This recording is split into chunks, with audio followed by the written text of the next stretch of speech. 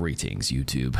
It is the end of the month of August. We're rounding up the top Overwatch University subreddit questions of the month and answering them right now, live on stream. Cue the intro. Top question of the month from this subreddit is, I'm at my wit's end with Tracer versus Illari, and I have no idea what to do, LOL. This doesn't really seem like a question, but they're probably seeking for some help. So before I open this up, what do you do as a Tracer versus Illari? Number one, your priority is not to simply challenge her in a 1v1 if her pylon is up. If her pylon is up, you are fighting, you're taking an uphill battle. Your number one priority with Tracer first is to destroy the pylon if it's near her. Once that condition is met, you can actually take the 1v1. She requires 2 hits to kill you, no matter what. It's kind of like old Ana from the previous patch, where she requires 2 hits, 75-75. If you get hit once by Illari, you have to recall, because the threat of the next shot is too high, where you die. So number one priority as a Tracer, break the pylon if she's playing near it, so you don't have to play against that disadvantage. Number two, challenger. Blink in, feel free to blink in melee, confuse her like any other hit scan matchup. She has nothing else other than her pylon. She can just boop you away slightly with her little movement. If she actually uses it, she's actually more in a predictable arc, if anything. If you anticipate that you unload your first clip and she's gonna panic and use the thing, quickly reload, blink in an angle where you can see the movement, and then just track it, and you'll probably win the matchup. That's what I would do. Next question, how to beat this hero? I'm assuming Illari? Oh, wait. Okay, Arc Lord Omega LX says, or the 9th says, relatively new to the game, I'm having issues with a very specific hero, which I don't know the name of, because every time one kills me, only the username of the player appears instead of the name of the hero. It's like a machine that walks on 4 legs and has a female voice. This thing has infinite ammo or something, because it just never stops shooting. It's a spinning something. This is a cute post, man. This is an adorable post. Okay, well, to answer everybody else's question on how do you beat Orisa, well, to be honest with you, she's a low priority unless she's all out of cooldowns and she's like deep in your backline. You shoot her if there's absolutely nothing else to shoot at, but your priority should be something else, because when she pops Fortify, it's a 50% damage reduction. You can't headshot her, and she has armor layered underneath, and she gets a lot of overhealth. Then she rotates the no spin. The javelin spin eats all the bullets. Like, at the end of the day, you could just have to just poke her a little bit, but like if another enemy behind her starts moving up, advancing with the space Orisa's taking, then you have to shoot those people. Now, in a true like team fight fashion, if you really want to focus down Baptiste from a support's perspective, Baptiste is pretty good. Baptiste is good, Zenyatta is good to help whittle it down. Heroes like Kiriko actually do like negative damage to her. You can't headshot her with the horse, and you're just hitting 30% armor reduction, and it's a body shot, like you're doing nothing. Kiriko does nothing to horse. Ana pretty much does nothing to horse. The anti could be pretty useful, but in terms of like the damage, the triple shot takes too long, your tempo's slow. Like Bap and Zen have the highest output against it. Zarya, from the tank perspective, can beam down the Orisa because the beam goes through the spinny spin thing. But that's in the condition of you having 100 energy, which is not always going to be the case. And then from the DPS perspective, Sojourn is actually picked a lot right now because she gets still maximum railgun charge. They changed it a few seasons ago, where it's always like a flat 5 charge. 10 for a headshot, I think, right? 5 for a body, even if they press Fortify and take reduced things, so you can get 100 charge pretty fast. Echo is pretty good. Echo can stay in the air, and the focusing beam can actually 4x damage when Orisa's less than half health. So a couple of options if you truly want to focus the horse, but the general consensus is that if she has a lot of resources, like the only reason why Orisa's tanky is because she rotates her cooldowns and she gets healed up. If you can cut off the healing supply, the supports in the backline, it'll make it a lot easier. Okay, next question. Is it true that Wrecking Ball should never be healed?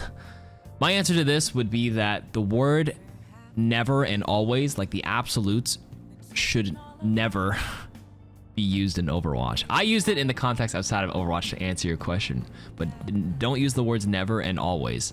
There will sometimes be cases where it is correct to heal the Wrecking Ball, but in general, the idea that they're going for, where the Wrecking Ball doesn't need as much healing is correct. Wrecking Ball is a self-sustainable hero because he has very fast movement.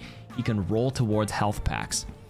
The biggest thing with Wrecking Ball, the biggest weakness of her is downtime. When you're out of the fight rolling behind to set up, you're not actively taking space for your team yet. So your team is going to be at a disadvantage for Ball. So if the Ball has to roll all the way back to their support and then go like, hey, Ana, heal me. I'm just going to roll right here and just chill while you come out and like shoot your 10 shots to top me off. It's actually better for Ball to just quickly roll to a mega health pack, let the health shield blue health naturally regenerate, and then go back into the fight as soon as you can. Because downtime is the biggest killer for heroes like Wrecking Ball and Sombra, especially in lower ranks. Okay? Too much downtime for heroes like that. Next question.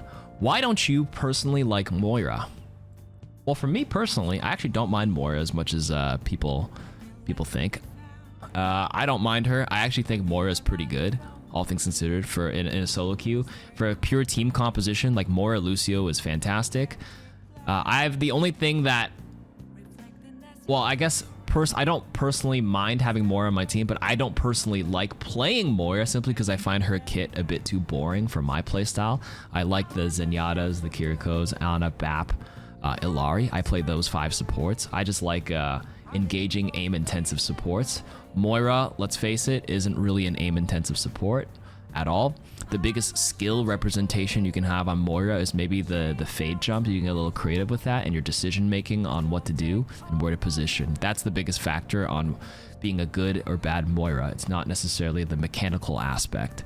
And you can certainly still win games even with that other side of Overwatch, just making the right decisions. Flanking, TikTok, backline, sucking biotic orb Moira genuinely is a viable playstyle if you do it at the appropriate time, but finding that time and knowing your limits and stuff is a big skill in itself. The top Moira players do play the style only when it's appropriate. They don't one-trick backline flank TikTok Moira. That's the problem when you perpetuate a playstyle or popularize it on TikTok and other platforms, is that people think you can always flank on Moira, you can always do this playstyle, but if you're one-dimensional and the other team has half a brain, they'll adapt, and then you're in trouble. For example, if you guys just watched that last Flashpoint map, that soldier in the enemy team was flanking all the time, and he actually destroyed us on the first point. I was not ready, and I got killed. When we adapted, did you not hear? We're like, the soldier's going to be by himself here, and then we just rushed and killed him, and then we won the game because he had the top damage. He was flanking, but he was one-dimensional. One-dimensional is the issue. Okay. KarQ, is it considered throwing when trying to get better at only one hero? I would say no. Especially in quick play, no.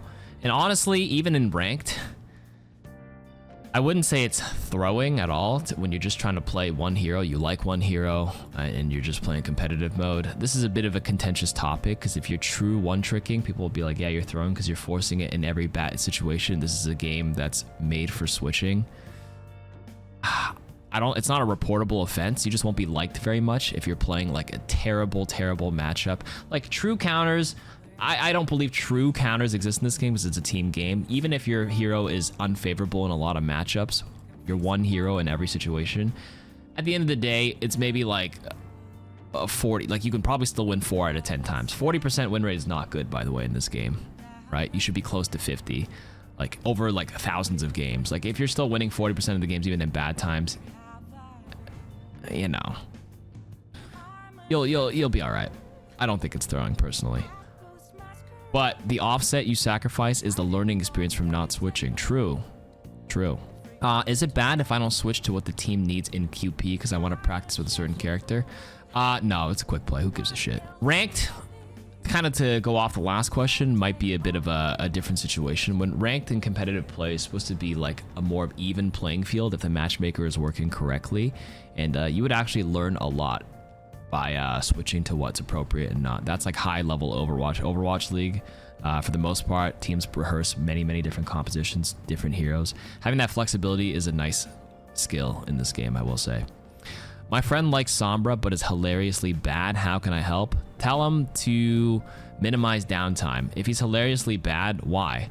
Are they just like hacking and not shooting them, teleporting out, you'll notice that like bad Sombras build EMPs every 5 minutes. They take too long because they're out of the fight for too long, thinking they need to go invisible, find one isolated target, and then try to assassinate them. You can only really solo assassinate a few heroes in this game, especially with all this healing. And if a random healing pylon exists, or it's a Baptiste, and you know, or the AoE Brig healing all around, it's very hard to completely hack and one tap them with perfect, like if your friend is new to Sombra too, like they're not going to have the tracking to do it. So a lot of times I would suggest newer Sombras to spend less time in stealth, just unstealth at medium range and just like poke everybody, and you'll build faster EMPs, and that'll win you games rather than just like taking the 1v1. Does that make sense? That's what I would do. What do I do when my Mercy heal bots and I can't get alt charge as support? Mercy's heal bot is slower than a lot of other supports. That technically should not be stopping you from getting ult charge. If your teammates are getting healed and you're like a Baptiste, you're an Ana, you're a KarQ, you're an Illari, you can get your ult charge by doing damage, because damage and healing are 1-to-1 in terms of building your ultimate. If your ultimate costs 2,000 points to build, 70 healing from a Baptiste is 70 points towards your charge, towards your 2,000. 70 damage is the same thing, unless you're shooting a tank or healing a tank. They have a tank passive where everything is reduced by what, 25% or something. But in general, if you can't get it with healing, just DPS. Mercy is like Mercy and Lifeweaver are the only two in the game that technically get the most of their heals, their ult charge from healing. So if you can't do it with healing, I would not play Lifeweaver alongside with Mercy. Any other support, you can get away with just like DPSing. You'd be surprised. What can you do in games where you feel like you're extremely outclassed by the enemy? In general, you can try to make complete switches. Like whatever you're doing, a lot of times is clearly not working. So you have to make a big switch, big composition switch, or a big playstyle switch, and then that mix up and that confusion can sometimes turn the tides. In other cases, you're sometimes just going to take the loss and just move on. There are going to be games where you're just outclassed, the enemy team is on sync, they're hitting everything, you know, they had a nice breakfast, lunch, and dinner, they feel fantastic, they got 8 hours of sleep, you're 2 hours of sleep, your tank just got home from a 10-hour shift, everyone's just kind of off. Maybe when everyone's playing at their best, it would be a nice even matchup, but there's going to be games where they're kind of stompy. Sometimes you just take, you do the whole complete switch and give it a final huzzah, but if that fails, just take the L and move on. I mean, you could blame matchmaking, but a lot of times, like, that's just going to stop you from improving. You just take it. You can't win every single game. In a game like this, at best, you guys are 55% win rate across 1,000 games, right? If anybody here has a 60% win rate after 1,000 games, you are probably smurfing. That is, like, very hard to do. You have to take the L's with the W's, take the lows with the highs with the lows, excuse me. At the end of the day, even if you're losing and getting outclassed, maybe you can like brush up on mechanics, figure out why you got stomped. Just review the game in the replay viewer. Not necessarily to like nitpick at everything, but just see how what are they doing? What was causing this person to die instantly, and just take it as a learning experience. Okay, should my Bap window be for me or for the entire team? It should be for you 95% of the time. Trust me, I play a lot of Baptiste. 95% of the time, you just use it for yourself. If the enemy team, if your teammates are kind of like using it with you, like perfect. But I don't set up my windows for anybody else unless I'm doing a set play or, okay, number one priority, if you can do something really quick with it, like a fire strike through the window, or like your Reaper's about to ult, or your soldier wants ult and you're in a position or a hit scan, you can set it up for them, sure. But if nobody's in comms and like, you know, this is like your average gold game and everyone's just doing their own thing, just use the window for yourself. You get double damage and double healing. You can one-shot 200 HP heroes as Baptiste, and you can pump heals into your tank like crazy. Is one-tricking Sigma viable? Sigma is actually a pretty good hero right now. Similar to earlier, like you could technically one-trick a hero and make it a top 500. Every single hero in this game has been one-tricked to top 500 at some point before, so it is viable if you want to answer like if you're good enough at the hero, you can carry and you can make it to like literally top 10. I feel like every hero has seen top 10 at some point, so actually except Lifeweaver, but Lifeweaver is, as of this season, there's a few of them in top 100 right now. Is Brig considered good at healing, or am I crazy? Brig actually gets decent healing over the course of the game due to her passive mostly, if you're in a brawl composition. She's reliable, so you're probably feeling like it's getting a lot of healing because nothing dies in the average rank. If you're asking a question to Overwatch University, I'm assuming you're just... I mean, there's probably Grandmaster players here that lurk here, but if you're like plat and under, target focus isn't the best. There's a lot of AoE healing going around. Nothing really dies, especially if Horus is meta too, the Orisa. You're just gonna get a lot of AoE healing over time. You pack some people with the heal pack, and she's gonna have a pretty high stat at the end of the day. Why do I play worse at lower ranks? Because you're not an adaptable player with different teammates. Sometimes you require more resources. You're a player that requires more. Sometimes you're a player that requires less. Depends on the person. But there would be these people that be like, wow, I played on an alt account and I played at a different elo and I was like playing so much better. Because you probably maybe play like a riskier play style, and like maybe the healing is like a bit more reliable there, and it enables you. You get enabled at certain places, and then without resources, you're like a headless chicken. You don't know what to do. So you might play worse at lower ranks because you rely on XYZ factors at a higher rank, and they're not available at lower, and you don't even know how to adapt to it.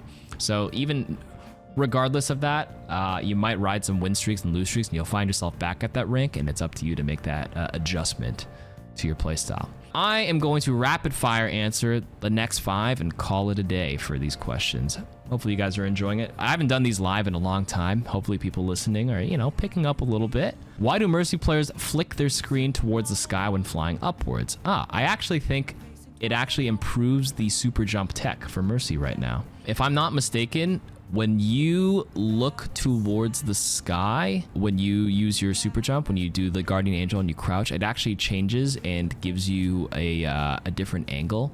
I know for sure it works for Lucio. I'm gonna be honest, I haven't played Mercy since like season 5 of Overwatch 1, like 7 years. Like, I know how to super jump, but I actually don't know too much of the tech. It does change it, right? It boosts her higher. I know for sure Lucio because I play a little bit of Lucio where you look up. So there you go. There's your answer. Took my first break from Overwatch in 7 years, and now I can't win a match. You will eventually.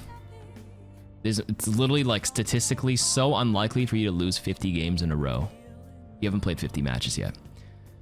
How do you deal with Soldier Mercy combo? It is a pretty strong combo ever since Soldier got his damage buffed, but a lot of times you have to remember when you deal with Soldier Mercy, you're dealing with 2 heroes. If you're 1 DPS and you're trying to fight a Soldier pocketed Mercy, like with a Mercy pocket, you're fighting an uphill battle. You need to like split the attention, ignore them, shoot someone else, and pressure the other person so the Mercy maybe peels off the Soldier and goes to them, and then you could take the other 1v1. But in a lot of cases, it's 2 people here and you have 4v3 in a different situation. Like if they're not looking as well, you might be able to sneak a kill, get a big helix and catch them off guard. So you either A, catch them off guard when they're not looking, B, don't fight the 1v2. It's just like disadvantage for you in 70% of the time. So why put yourself in that situation? And 3, yeah, shoot someone else. How to handle a high charge Zarya? Stop charging her and play out of her range. What's Zarya's biggest weakness? Range. It's 20-meter beam range. Play poke, mid-range. Stay out of there. Play high ground. And don't feed her charge. That's it. How do I impact a game as Rein? Well, you have to slowly take space. There's a couple of pretty bad matchups for Rein.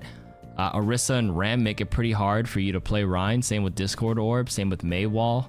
Same with Sombra hack.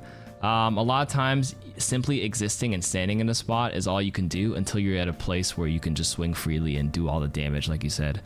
Or you go back to the spawn and swap. Rein right now, I think, is a hero that you can only play on a few specific maps. Like if you're attacking Watchpoint Gibraltar with Reinhardt, like what are you doing?